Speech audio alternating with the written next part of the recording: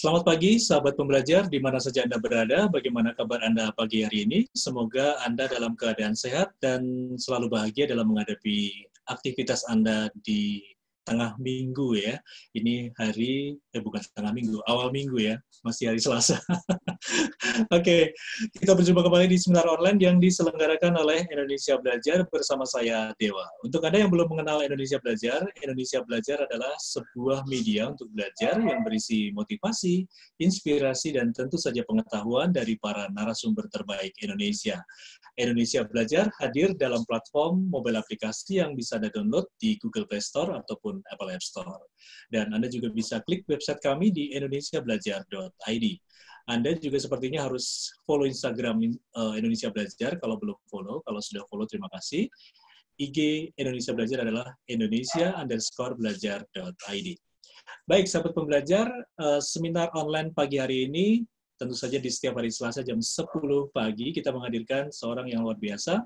Beliau adalah Mas Cili Agung Wasisa, seorang Brand Revenue Consultant yang sudah hadir di tengah kita. Selamat pagi, Mas Cili.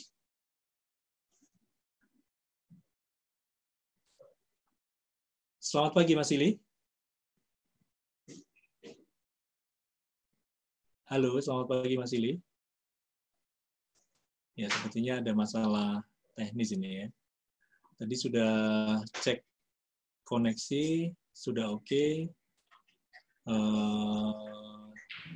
Ternyata masih ada gangguan ya. Oh, halo Mas Cili.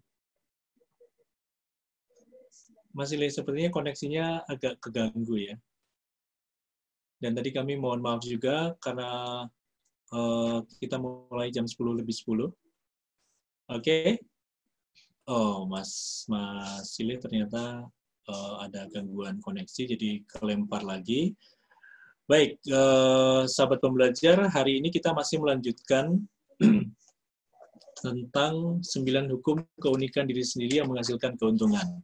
Untuk Anda yang sudah mengikuti edisi-edisi, berarti edisi 3 minggu yang lalu, sudah banyak dibahas ya. Oh, Mas Ile sudah ada. Selamat pagi, Mas Ile. Ya. Pagi, Mas. Ya, oke. Bagaimana kabar Mas Ile pagi hari ini? Sehat, alhamdulillah. Sehat, ya. Masih jogging ya, Mas ya? Alhamdulillah, ya, Mas. Alhamdulillah. Biar ini, Mas. Biar awet tua, Mas. Kalau muda udah pasti lewat ya. secara umur, tapi secara sudah pasti lewat. Secara umur sudah pasti lewat, tapi secara semangat dan jiwanya itu masih muda. Waduh. Oke. Mas Ile, ini kita masih melanjutkan ya 9 hukum keunikan ya dalam diri kita yang bisa menghasilkan keuntungan untuk kita. Ini sudah sampai part 4 ini ya. Keempat ya? Hari ini ya. Keempat sudah selesai ya? Keempat ya. Ini kita kemarin sampai pada yang paling pokok, yaitu kompetensi pribadi ya, kalau catatan saya. Ini saya keinget waktu kuliah sih, jadi setiap pertemuan nyatet gitu ya. Memang ini Indonesia Belajar luar biasa, jadi kita belajar online. Ini kalau kuliah mungkin berapa, 1 semester ya Mas ya? 1 semester, SKS itu ya Mas. Oke. Kita akan lanjutkan untuk Anda sahabat pembelajar yang mungkin ada pertanyaan seputar apa yang kita bahas, silakan Anda tulis di Zoom group chat atau langsung saja untuk buka mic, kita bisa bincang-bincang. Oke, Mas Cili. Ya. Dari yang pertama itu kesan pertama, yang kedua penampilan, yang ketiga gestur, yang keempat cara berkomunikasi, yang kelima yang kemarin ini yang Mas Cili sampaikan bahwa ini yang paling penting dalam diri kita, kompetensi pribadi. Yes. Terus yang keenam kalau nggak salah ya. Oh, itu yang kelima ya. Kita masih yang kelima ya. Oke. Kita lanjutkan, Mas. Ya, oke. Sekarang berarti kita masuk ke yang keenam ya, Mas? Keenam ya. Oke. 6. Oke, ini yang keenam ini agak menyenangkan, Mas, sebetulnya, Mas. Karena ini 100% psychological gitu ya. Psikologis banget lah gitu. Itu yang menarik nih, Mas. Jadi, karena kan ya mungkin ya pertama basis saya psikologi gitu. Kenapa kemudian menjadi penting dan menarik? Karena di sini ada yang namanya mekanisme pertahanan diri, Mas. Mekanisme pertahanan diri itu kan bahasa sederhananya ngeles lah gitu ya. Bahasa sederhananya ngeles. Nah, cuman kan kalau ngeles itu kan adalah secara perilaku. Kalau ini lebih banyak pada sikap nih, Mas. Jadi bagaimana mekanisme pertahanan diri kita gitu loh. Itu yang paling penting karena seringkali secara nggak sadar gitu kita seringkali punya mekanisme pertahanan diri yang luar biasa gitu loh. Itu. Nah, apakah mekanisme pertahanan diri dibutuhkan? Iya, dia dibutuhkan, Mas. Karena kalau enggak, hidup kita akan babak belur, Mas. Dengan adanya mekanisme itu kalau di bumi, Mas, di bumi itu lapisan ozon itu, Mas. Iya. Kalau nggak ada udah. Lapisan ozon ya betul. Yang nyerang diri kita setiap hari gitu. Nah, masalahnya kan ada orang-orang dengan perkataan yang sama kemudian tersinggung, tapi ada orang yang lain juga cuma ketawa gitu loh. Nah itu yang namanya mekanisme pertahanan diri. Nah, jadi kalau kemudian mekanisme pertahanan dirinya bagus ya dia akan survive. Survive dalam artian membangun personal brandingnya akan kuat, Mas. Itu. Tapi kalau dia mekanisme pertahanan dirinya jelek atau bahkan salah, ya kemudian dia hidup dengan hidup dengan ngeles doang gitu loh, Mas. Jadi hidupnya tuh kalau bahasa Jawanya tuh dia statusnya WTS, Mas. Waton Suloyo, Mas. Oke. Cuman ngeles ya. Waton Suloyo asal ngeles gitu. Tapi ini kita akan belajar nih masalah satu keunikan dalam diri kita itu yang namanya mekanisme pertahanan diri. Kita punya mekanisme pertahanan diri. Pada saat kita jatuh gitu dicela, pada saat nggak usah dicela deh, bangun tidur itu kita udah muncul dengan mekanisme pertahanan diri internal dulu, Mas. Katakanlah ketika bangun tidur itu kita mau mandi apa enggak gitu ya, kita mau olahraga apa enggak, nah itu mekanisme pertahanan dirinya udah jalan tuh. Katakanlah misalnya kalau ini lagi badan lagi nggak enak, tapi kalau ntar nggak olahraga, padahal target hari ini 7 kilo gitu ya, nah itu udah kita yang harus menentukan tuh, Mas, mekanisme pertahanan dirinya. Ada yang kemudian mekanisme pertahanan dirinya, ya udahlah namanya juga lagi sakit, udah mendingan tidur lagi gitu. Solusinya malah jadi kemudian solusinya tidur lagi gitu. Jadi ditanyain tidur lagi kenapa sih? Ya udah soalnya lagi sakit nih. Itu yang namanya mekanisme pertahanan diri. Jadi mekanisme pertahanan diri itu akan menentukan bagaimana kita bersikap. Nah, yang paling penting lagi adalah kita seberapa jauh nih menekan ngelesnya itu, Mas. Karena kalau misalnya semakin sering kita neken itu pengaruhnya banyak. Pengaruhnya ke wajah, pengaruhnya ke perilaku dan lain sebagainya. Semakin sering ngeles, nah itu bisa Mas, bisa kita buktiin. Teman-teman kita yang sukanya tadi, yang suka ngeles gitu dikumpulin deh. Terus wajahnya fotonya disamain itu tampangnya pasti sama, Mas. Gitu. Tampangnya sama, ada semacam kerutan-kerutan di wajahnya gitu, di wajahnya yang sebetulnya dia adalah mekanisme kalau bumi itu karena dia nahan panas, mengkerut gitu. Nah itu kerutannya khas kalau misalnya dia ngeles gitu ya. Satu ngeles, kedua Mr. Komplain. Komplain ada apa-apa, kemudian komplain, ada apa-apa ngeluh gitu ya. Ini satu jenis persaudaraan gitu. Makanya jadi suka komplain, suka ngeles, terus kemudian nggak mau disalahin. Nggak mau disalahin itu salah satu mekanisme karena sebetulnya kan bagaimana ego kita berproses dengan lingkungan itu harus kita sembuhkan nih. Nah, cara menyembuhkannya itu ada yang kemudian kita dengan bagus, tapi ada yang kemudian kita mencari tidak mau menerima kenyataan. Itu basisnya gitu ya, Mas, kita ngomongin mekanisme pertahanan diri ya. Nah, yang pertama tadi itu, Mas, yang kita sebut cara mekanismenya yang kita sebut pertama sebagai represif, Mas. Jadi menekan pemikiran-pemikiran yang mengganggu ke bawah sadar, Mas. Jadi kalau misalnya saya hari ini gitu, terus kemudian pagi-pagi pas lagi jalan, kemudian ada yang bilang, gila ini orang kurus banget sih gitu ya. Nah itu ada dua mekanisme pertahanan, kan itu udah nyinggung ego tuh, Mas. Waduh. Itu nyinggung ego gitu. Kayaknya udah makan banyak, tapi udah nggak gemuk-gemuk. Atau ada orang bilang ini orang kurus banget sih.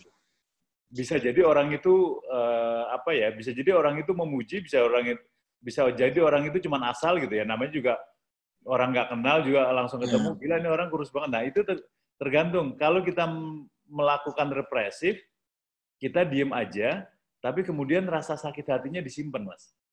Oh, Nah, itu oke. disimpan ke bawah sadar tuh. Jadi kita punya tabungan rasa sakit hati dimasukin ke bawah sadar. Nah, itu yang Hmm. namanya represif, Mas. Represif Hmm. ini kalau dilakukan sekali atau 2 kali nggak masalah. Tapi kalau kemudian Hmm. itu sering dilakukan, maka kemudian bentuk penekanan itu kemudian menjadi kristal-kristal, Mas, secara fisik. Jadi dia berubah menjadi kristal. Kan ada misalnya gini, kalau kita senang tuh kan kemudian kristalnya menjadi pecah, pembuluh darah kita menjadi hilang gitu.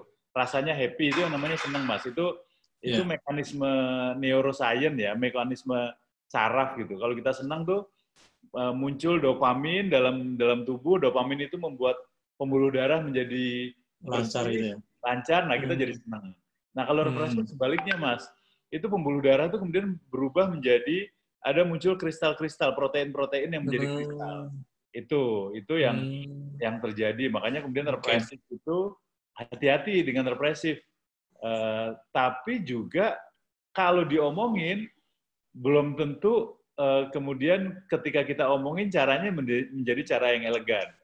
Ini makanya mekanisme pertahanan diri Ya. itu menjadi unik gitu ya.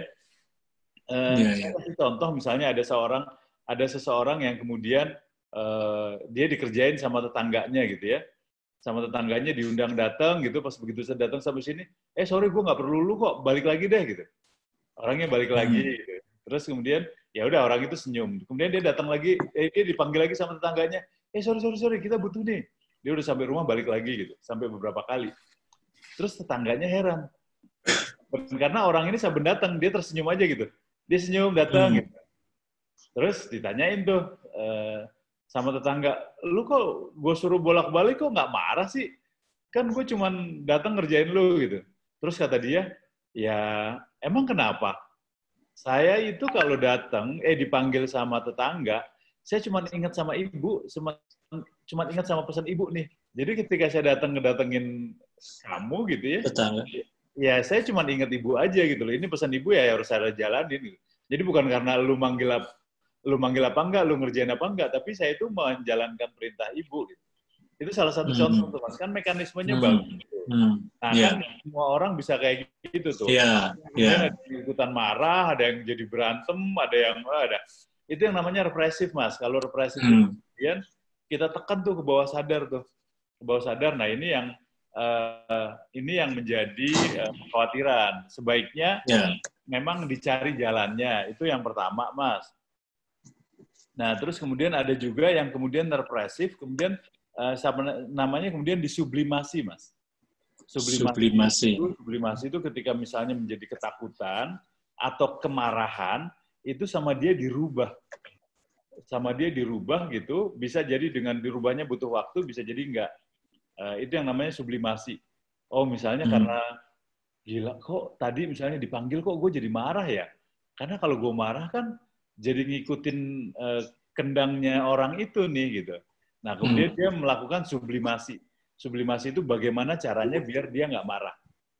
Gitu. Jadi Hmm. keluar proses tadi dikeluarin gitu dengan sublimasi. Nah, diganti kemudian misalnya tadi dia dengan ingat itu ada bahwa itu adalah pesan ibunya, tapi bisa juga kemudian dia belajar yang namanya angry management misalnya.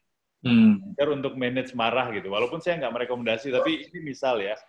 Kalau marah, kemudian narik nafas. Narik nafas, dikeluarin, gitu. Narik nafas, ngeluarin gitu. Itu yang namanya sublimasi. Jadi bagaimana kita merubah perasaan yang tertekan menjadi sesuatu yang positif gitu. Itu banyak model ya, Mas. Ini salah satu contoh. Jadi dengan satu kejadian aja kita kemudian bisa melakukan banyak mekanisme pertahanan diri, Mas. Hmm. Itu jadi merubah ketakutan atau misalnya kemudian orang takut berkelahi atau rumahnya banyak preman gitu, kalau lewat di gang-gang sempit banyak premannya, dia milih untuk belajar bela diri. Hmm. Atau dia milih berteman dengan preman di situ. Dia datang, mampir, ngasih gorengan gitu, ngobrol sama premannya. Itu namanya sublimasi, Mas. Jadi Oke. suara-suara yang ketakutan itu dirubah menjadi positif gitu. Cuman rumusnya tadi ya, Mas, rumusnya adalah kalau mekanisme pertahanan diri, kalau kita tekan, kemudian masuk ke diri kita, dia akan menjadi sebuah tadi kristal-kristal yang menghambat pembuluh darah. ujung-ujungnya kristal itu nanti akan mempercepat penyakit degeneratif. Tergantung, kalau kita lemah jantungnya akan jadi sakit jantung, lemah ginjalnya akan kena ginjal gitu ya. Nah itu yang namanya degeneratif. Jadi umurnya berapa tapi sakitnya apa gitu kan, itu yang sekarang banyak terjadi gitu ya. Ini perlu Mas mekanisme pertahanan diri, karena kalau misalnya kita nggak punya mekanisme pertahanan diri, kemudian semuanya slow, nggak ada cobaan, itu begitu kena gempur sesuatu yang berat itu repot Mas. Kita nggak tahu caranya mempertahankan diri. Dalam bahasa simpelnya kalau kita kena krisis gitu. Itu contoh. Nah, ini buat teman-teman yang masih milenial ini saya harus tekanin nih, karena beberapa case tokoh-tokoh milenial gitu yang namanya kondang, begitu dihajar sama krisis, karena mereka hidupnya nggak pernah kena krisis, itu bingung ngatasinya, Mas. Kita ada salah satu staf khusus presiden gitu, yang kemudian dia diserang karena perusahaannya mendapat bantuan, itu juga nggak bisa ngatasinya, kemudian dia kemudian memilih setback dari staf khusus presiden. Terus seminggu ini kemudian kita kenal salah satu konsultan keuangan yang namanya terkenal gitu, anak milenial juga, dihajar sama krisis, nggak bisa ngatasinnya juga, kemudian yang terjadi malah jadi goyah ya situasinya. Ini contoh sih Mas, bagaimana kemudian kita perlu ngelatih mekanisme pertahanan diri kita nih. Ya yang paling gampang diputus misalnya. Gimana recovery-nya kalau diputus gitu? Itu makanya biasanya orang-orang yang paling tangguh itu kalau orang yang sering diputus Mas pada saat pacaran gitu. Iya. Semakin sering pacaran gitu, mekanisme pertahanan dirinya semakin tangguh gitu. Atau ada juga joke yang bilang kalau jomblo itu mekanisme pertahanan dirinya juga bagus. Karena dia tolak gitu loh Mas. Ini kalau mekanisme pertahanan diri ini kalau politikus harus lolos ya Mas? Oh iya, politikus harus lolos. Nah ini yang penting nih. Nanti malam saya ngomong di salah satu partai yang pernah berkuasa gitu ya. Itu bagaimana politikus membangun personal diri itu, mekanisme dirinya kayak apa? Karena mereka kan menganggap personal branding dalam politikus itu menjual diri gitu ya. Menjual diri dalam arti yang sesungguhnya tuh Mas. Mereka pura-pura dekat sama masyarakat, pura-pura bisa gendong bayi, pura-pura bisa bergaul sama orang miskin gitu ya. Padahal hati kecilnya nolak tuh. Nah, itu yang harus hati-hati tuh. Makanya jadi kita bisa ngelihat sebetulnya Mas, kalau bisa ngelihat ya. Terutama di masa tuanya Mas, masa tuanya itu udah kurus, kering, keriput, banyak masalah gitu. Wah, itu hampir pasti dia dulu politikus yang mekanisme pertahanan dirinya nggak canggih, Mas. Jadi dia selamat secara politik, tapi nggak selamat secara fisik, Mas. Jadi karir politiknya bagus, melesat gitu ya. Kemudian dia kaya, terpandang juga gitu, cuman perengkelan kristal-kristal di tubuhnya itu yang dia nggak bisa tahan. Akibatnya ya udah masa tuanya sebagai jaminan, Mas. Gitu, Mas. Iya. Oke, Mas. Nah, jadi ada 2 cara atau berapa cara nih Mas untuk represif, sublimasi? Ada 4 ya. Yang ketiga itu proyeksi. Proyeksi itu mengalihkan kesalahan pada lingkungan luar, Mas. Ini yang sering terjadi, Mas, di Indonesia lah ya, terutama orang-orang timur gitu. Kita seringkali mengkambing hitamkan orang lain ketika kita fail, ketika kita gagal gitu ya. Paling gampang ini ya. Paling gampang nih. Nah ini berat Mas, karena kita di timur ya terutama, kita dari kecil dididik untuk menyalahkan orang lain Mas. Misalnya kalau masih kecil gitu, kita pas belajar jalan, kita jatuh gitu, wah orang tuanya langsung pada, bangun, ini emang ubinnya nih kurang ajar nih, wah ubinnya diinjek-injek gitu kan. Kemudian ada kucing, ini kucing nih bikin jatuh gitu. Itu salah satu contoh. Jadi budaya timur itu memang memandu kita untuk menyalahkan orang lain, Mas. Ini yang paling, terutama lagi istilahnya tuh belajar makan ya. Kan ada beberapa basis personality kita yang dibangun pada saat kita kecil, Mas. Pada saat kita belajar jalan, pada saat kita belajar makan, atau pada saat kita ke belakang, namanya toilet training. Nah, kita sering kali nih di pembelajaran-pembelajaran di sini, kemudian kita dididik untuk menyalahkan orang lain. Menyalahkan orang lain. Misalnya nih, kemudian pada saat toilet training, kemudian kita mengalami susah buang air besar gitu ya, itu kemudian yang disalahkan makanannya gitu. Tapi bukan cara memakannya gitu. Nah itu salah satu contoh Mas. Makanya salah satunya lainnya adalah proyeksi, bagaimana menyalahkan gitu. Makanya banyak tuh Mas di kita yang kemudian punya kesukaan untuk menyalahkan orang lain. Bahkan pada level yang profesional itu sekarang kemudian gara-gara hal itu banyak orang yang sekarang profesinya adalah sebagai kambing hitam, Mas. Oke. Sebagai kambing hitam, tapi dia biar dapat kompensasi materi gitu ya, itu juga banyak Mas yang kayak gitu. Itu proyeksi. Nah, yang keempat adalah displacement, Mas. Displacement itu pemindahan, jadi memindahkan egonya ke orang lain. Itu yang ini agak tricky sedikit nih ya. Displacement itu misalnya gini, kita dituduh nggak becus misalnya. Ini hampir mirip dengan kambing hitam gitu ya. Iya. Itu dipindahin ke orang lain kesalahannya, Mas. Jadi ketika kita melakukan kesalahan itu, kita bilang bukan karena ini kok. Ini tuh terjadi karena atau orang lain yang disuruh mindahin kesalahannya gitu. Itu nanti sekali waktu kita coba gali ya, Mas, mekanisme pertahanan diri ini secara utuh gitu. Iya. Khawatir waktunya nggak cukup nih, Mas. Iya. Masih 6. Masih ada 6 kan? Ada 7, 8, 9. Itu sih itu secara umum, Mas. Jadi bagaimana kemudian kita membangun mekanisme pertahanan diri. Jangan sampai kita dibesarkan oleh mekanisme pertahanan diri yang salah. Sehingga itu akan berpengaruh pada karir, Mas. Pada karir dan lain sebagainya. Itu sih yang mekanisme, Mas. Itu. Nah, kita ada 3 yang lain, Mas. 7, 8, 9 gitu ya. Yang ke-7 itu adalah koneksi, Mas, atau relasi. Bagaimana kita membangun koneksi. Terus yang ke-8 adalah kreativitas diri. Nah, yang ke-9 itu adalah ketahanan mental. Bagaimana kita membangun ketahanan mental gitu ya. Itu ketahanan mental dan mekanisme pertahanan diri itu 2 hal yang saling melengkapi, Mas. Jadi bagaimana membuat mekanisme pertahanan diri yang bagus, tapi di sisi lain kita juga punya ketahanan mental yang kuat. Jadi ini kombinasi yang bagus. Nah, cuman kita sekarang membahas yang namanya koneksi dulu ya, relasi. Koneksi atau relasi. Oke. Nah, salah satu keunikan kita itu sebetulnya memang kita secara harfiah gitu ya. Secara harfiah itu kita diminta untuk membangun koneksi, Mas. Apa gimana ya? Sejak lahir kita itu sudah ingin melakukan relasi dengan lingkungan sekitar, Mas.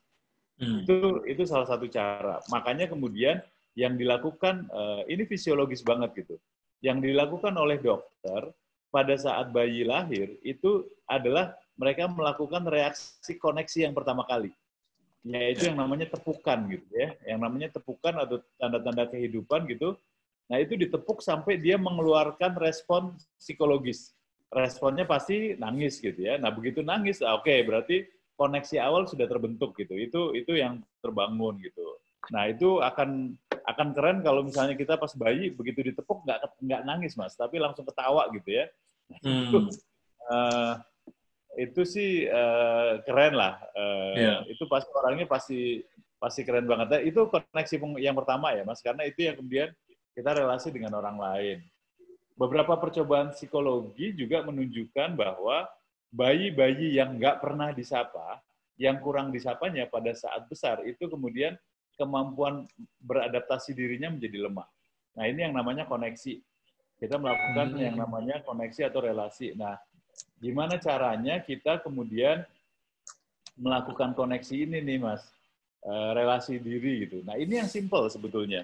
Jadi karena sebetulnya kita bisa terhubung dengan siapapun di seluruh dunia gitu ya. Itu hanya paling dengan 2 atau 3 degree lah. Tinggal bilang mau ketemu sama siapa misalnya. Mau ketemu Trump, itu pasti nanti kita akan lihat, oh Trump itu kita kenal siapa ya? Oh ternyata kita kenal sama presiden gitu. Presiden Indonesia, oh udah dari presiden Indonesia kita bisa kenal ke Trump. Atau kita kenal sama Menteri Luar Negeri. Oh, Menteri Luar Negeri kemudian kenal sama Menteri Luar Negeri Amerika. Nah, itu tuh biasanya jaraknya paling lama, paling banyak tuh 3 degree. Nah, ini yang namanya koneksi. Cuman memang bagaimana kita melakukan koneksi itu yang harus dilatih. Harus dilatih dan harus dijelaskan ingin menjadi seperti apa. Ini koneksi. Seringkali orang-orang tidak istilahnya itu Mas, kalau dalam koneksi itu kita harus menjadi satelit atas objektif yang kita lakukan. Itu yang namanya koneksi, Mas. Jadi koneksi itu gini, kita itu seringkali kita mau bikin sesuatu gitu. Nah, kita itu seringkali secara kasar, padahal sebetulnya kita cukup menjadi satelit. Menjadi satelit itu kalau misalnya kita ingin menjadi penasehat menteri misalnya, kalau ingin kita menjadi konsultannya menteri, ya udah kita lihat aja circle di menteri itu ada apa saja. Nah, itu yang namanya koneksi contohnya. Oh, kita tahu bahwa menteri itu berasal dari partai PKB misalnya. Oh, kalau PKB itu dekatnya dia berarti dekat sama kiai siapa. Ya udah, kita bangun koneksi di kiainya itu. Itu yang namanya itu. Begitu juga kalau kita mau ketemu sama CEO-nya Astra misalnya. Kita mau jadi CEO-nya, mau ketemu ke CEO-nya Sinarmas. Ya udah kita lihat aja circle-nya siapa, Mas. Jadi kita beredar di dia gitu. Jadi itu yang namanya koneksi.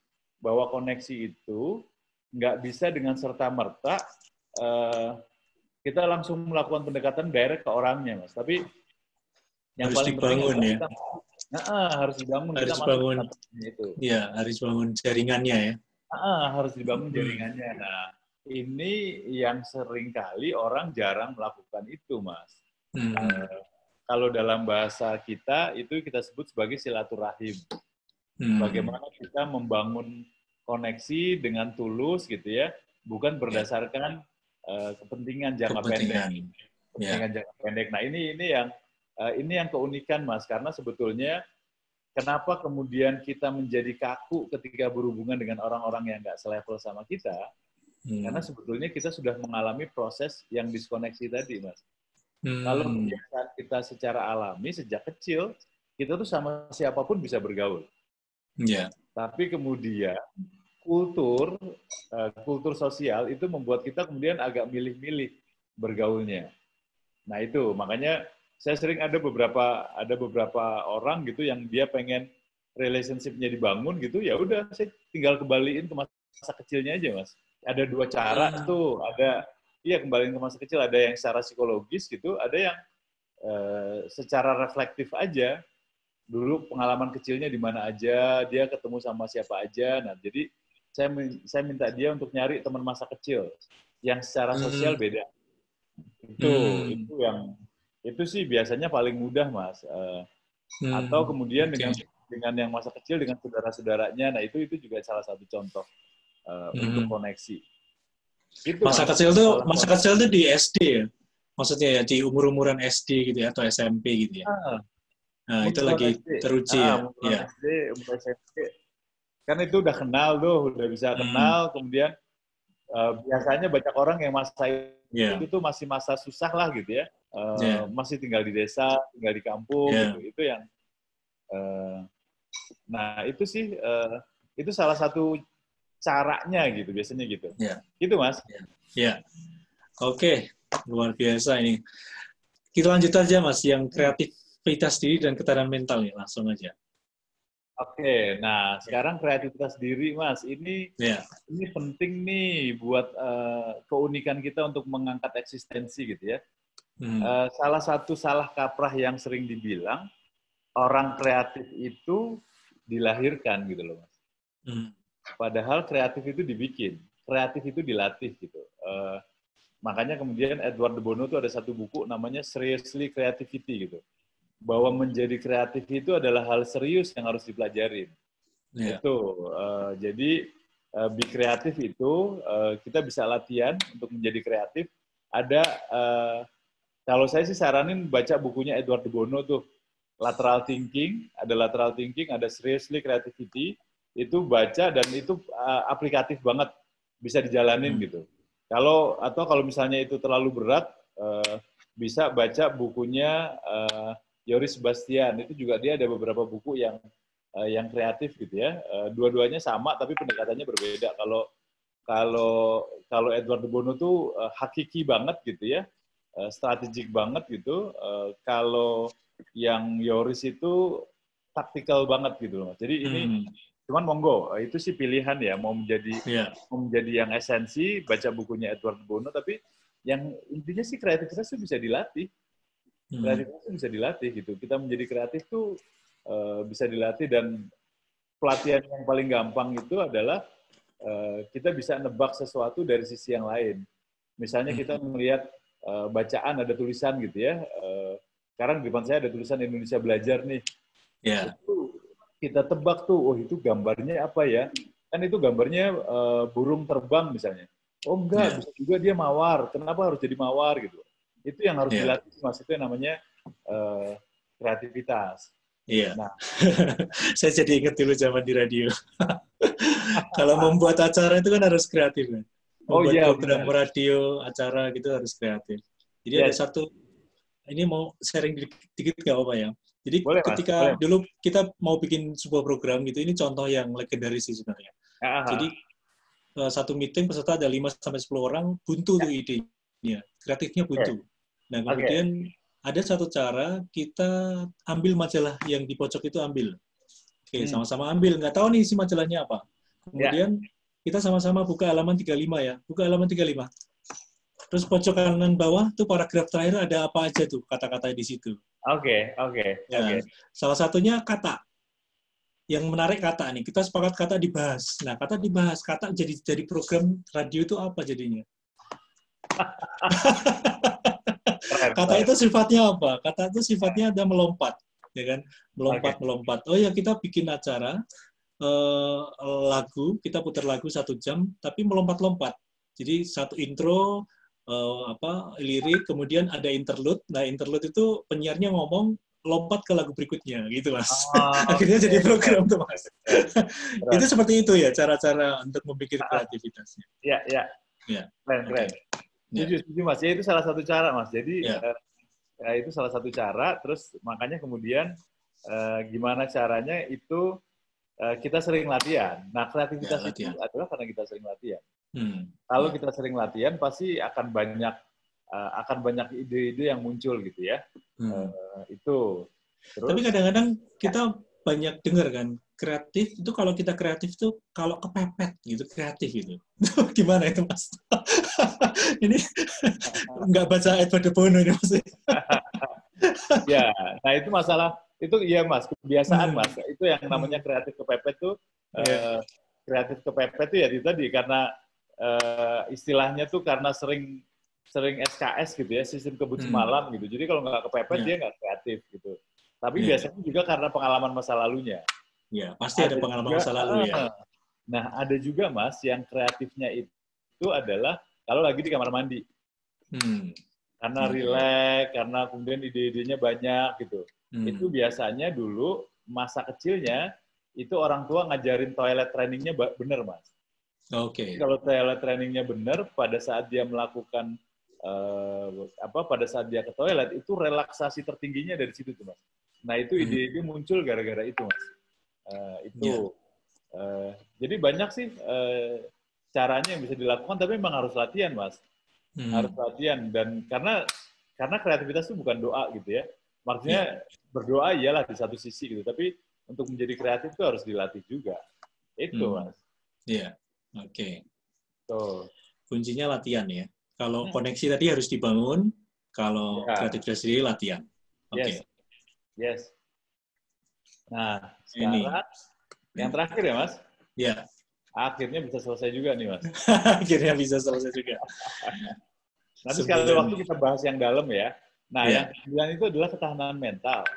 Ketahanan mental ini yang harus dilihat Mas. Ketahanan mental itu seberapa jauh sih kita tahan apa enggak terhadap benturan lah gitu ya. Itu yang paling penting, karena ini akan menentukan kita pada posisi apa nih gitu.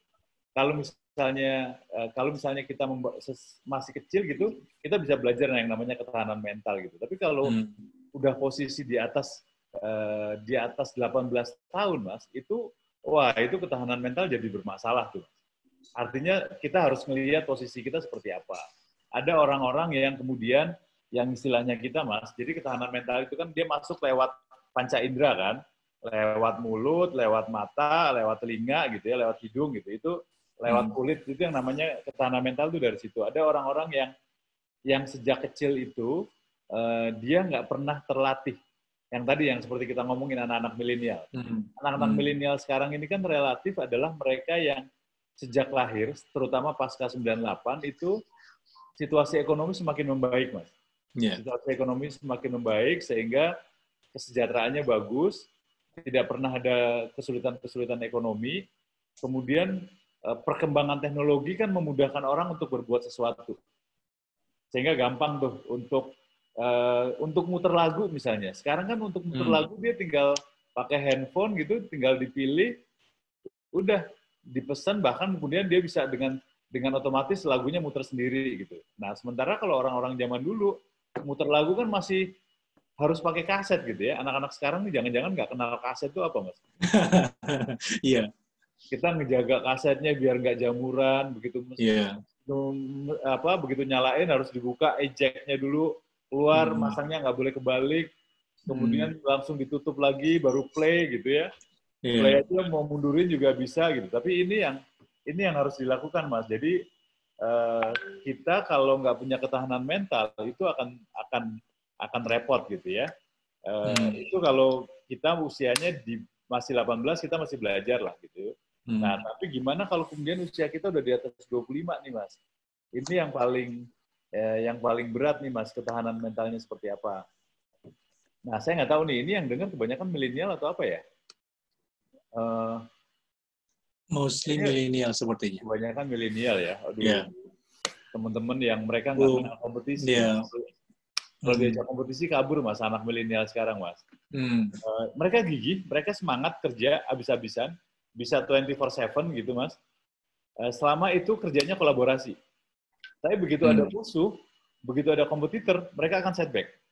Begitu dia diserang, mereka akan setback. Ini yang sekarang terjadi ya. Nah, makanya gimana caranya kalau mau nggak mau dengan adanya kompetisi itu gitu ya, ketahanan mental, bagaimana kemudian kita membangun kompetisi terhadap diri sendiri. Artinya set up target yang agak tinggi untuk stretching. Stretching keinginannya kayak apa itu harus di stretch tuh, sehingga bisa lebih kuat gitu. Itu yang harus dilakukan. Karena kalau misalnya enggak, kita nggak bisa kemana-mana, Mas, nggak akan stretch.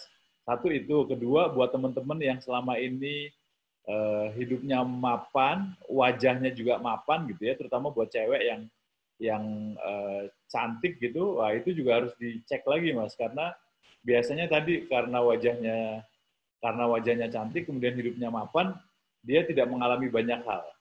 Nah, ketika ketemu kasus itu kemudian dia bingung harus ngapain, sehingga kalau kita lihat, Mas, kasus-kasus bunuh diri, terutama pada perempuan, itu yang dilakukan yang melakukan biasanya cewek-cewek cantik, Mas. Itu, jadi bisa dicek tuh orang-orang cewek yang bunuh diri itu sebagian besar ya, Paretonya itu 80% itu pasti wajahnya cantik, Mas. Wajahnya cantik, menarik gitu, karena terlalu sering dilayani, jadi begitu dia ngadepin sesuatu yang bagus, pruk gitu, dia nggak kuat, ya udah larinya ke bunuh diri. Itu, Mas. Oke, jadi ketahanan mental sangat penting juga ya. Kalau ketahanan mental jadi terkait dengan mekanisme pertahanan diri juga ya. Yes. Melengkapi ya. Yes. Oke, Mas Ileh, udah selesai ini ya, 9 keunikan dalam diri kita yang bisa menghasilkan keuntungan. Ini ada pertanyaan dari Mbak Ani. Oh, udah dijawab sama Mas. Seriously creativity. Kalau yang Yoris itu, Yoris judulnya apa ya? Sekalian. Kalau yang Yoris saya lupa, Mas. Lupa ya? Itu mungkin bisa Yoris Bastian ya? Ya, pokoknya cari Yoris Bastian. Kalau nggak salah kalau nggak salah berpikir kreatif atau apalah. Tuh, lateral thinking juga bisa. Lateral thinking itu Edward de Bono juga. Oke. Betul. Oke, Mbak Ani, semoga segera cari bukunya ya. Ini sangat membantu untuk kreativitas ya. Terus kan kita yang cari Mbak Ani ya, Mas ya? Tentang kreativitas. Boleh. Oke, Mbak Ani ya. Mbak Ani, bisa buka mic-nya mungkin. Kita butuh kesediaannya. Oke, thanks Pak gitu. Oke, thank you. Terima kasih Pak. Sama-sama, Mbak Ani. Ya. Mbak Ani kenapa tertarik dengan Edward de Bono dan kreativitas diri Mbak Ani? Ya, saya merasa bahwa di era sekarang itu memang betul sih kreativitas itu yang sangat diperlukan dan dibutuhkan, Pak. Nah, cuman seringkali kan ada tembok yang membayangi masing-masing pribadi. Kayak saya enggak kreatif, saya biasa-biasa saja begitu. Nah, itu kan yang membuat rasanya mandek gitu. Nah, padahal itu ternyata maksudnya dari Pak Silih ini kan saya belajar bahwa itu bisa dilatih. Nah, kalau ini ada bukunya begitu kan itu akan membantu, tinggal prakteknya aja. Iya. Betul. Ya. Mbak ini kegiatannya apa? Bisnis atau apa? Enggak, Pak. Saya konselor. Saya kadang training kalau ada job gitu. Saya pernah ketemu Pak Silih Waseso waktu saya ambil sertifikasi trainer di tempatnya Pak Antoni Diomartin. Oh iya, personal branding itu ya. Nah, waktu itu Bapak diminta untuk ngomong gitu. Waduh, nah itu tuh pertemuan pertama saya dengan Bapak. Terus saya waktu itu masih di Semarang, nah sekarang di Jakarta. Nah pas saya ngikuti Indonesia Belajar IG-nya, baru semalam loh. Ada Pak Silih mau lihat gitu. Jadi bisa terkoneksi kembali.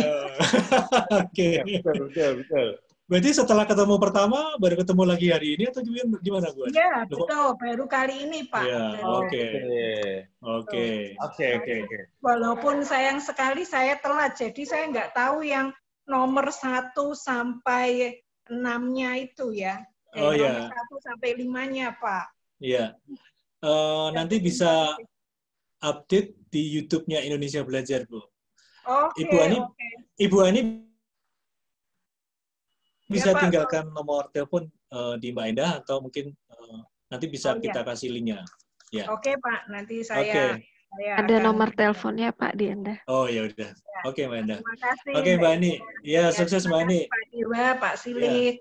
Ya, makasih Mbak Ani. Oke, luar biasa ini. Jadi reunian ini ya. Sertifikat dari Mas Antoni ya. Iya, Mas Antoni. Saya panggilnya Martin. Itu adik kelas saya yang ini yang konsisten dengan ilmu psikologinya gitu ya. Kemudian ini jadi pakar. Kalau saya psikolog murtad gitu ya. Jadi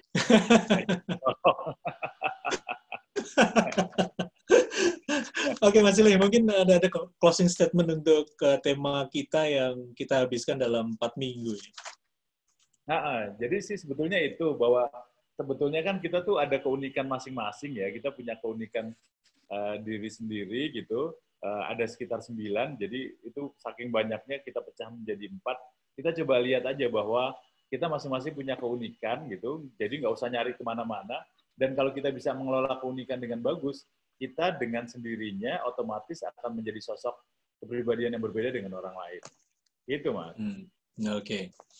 Oke, Mas Silih, luar biasa sharingnya 4 minggu ini, 9 keunikan yang di dalam diri kita yang bisa menghasilkan keuntungan.